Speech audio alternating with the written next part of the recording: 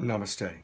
I'm Scott Katamas, and I want to talk about death, dying, and transitions, and how challenging it can be to manage our emotions and our lives when difficult transitions are taking place.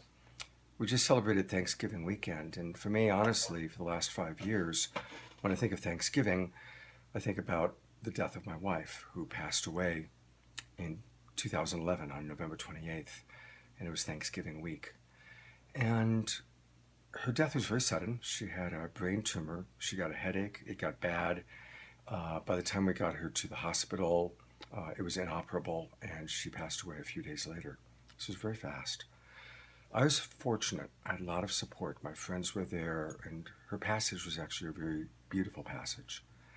But it taught me a lot about death and a lot about staying in connection. Of course, all the questions: how can I still communicate with her? Is she really there? Can I feel her? Going to some psychics and some of my more spiritually inclined friends. Some of my friends were really good, were able to tune in and connect with her. There were times I really thought I was connecting with her. Of course, I had some powerful dreams. But then, of course, the imagination wonders, wow, am I just making it up, or is that really real?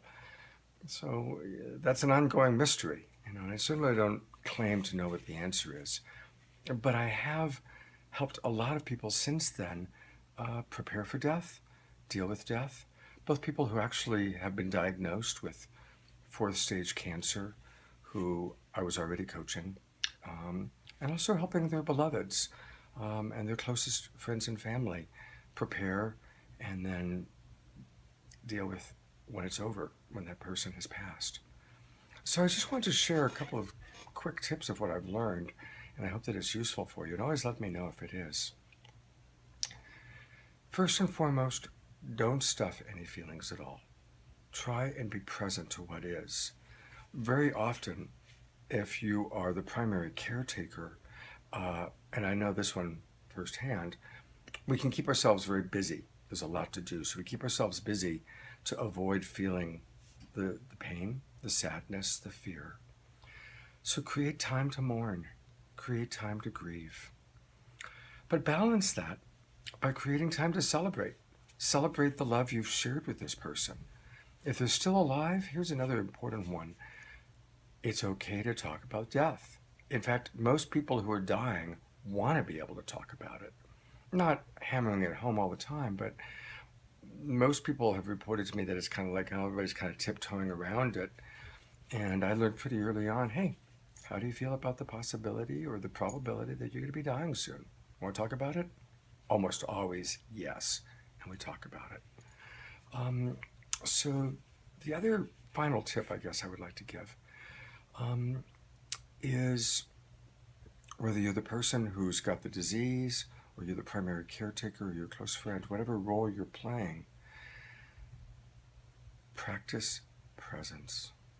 This is an amazing opportunity to really drop into deep presence.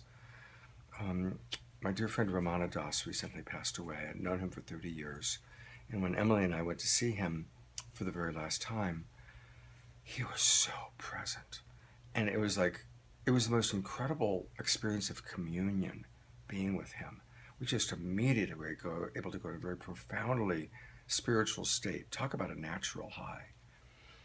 And so there is that amazing presence, like, okay, these are the final months, weeks, days, moments.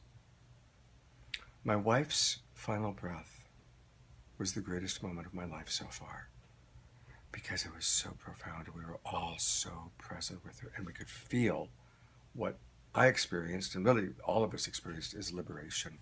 Her amazing liberation of leaving the body, leaving the pain and the suffering and the confines of the body, and going back into what I believe is the astral plane, or heaven, or the oneness, depending on your way of looking at it. So there's a few thoughts, and I always love to hear if they're useful for you. And God bless you. God bless us all. May we enjoy each and every day of this life that we're so blessed to live. Yes, we are spiritual beings enjoying these animal bodies. Take care.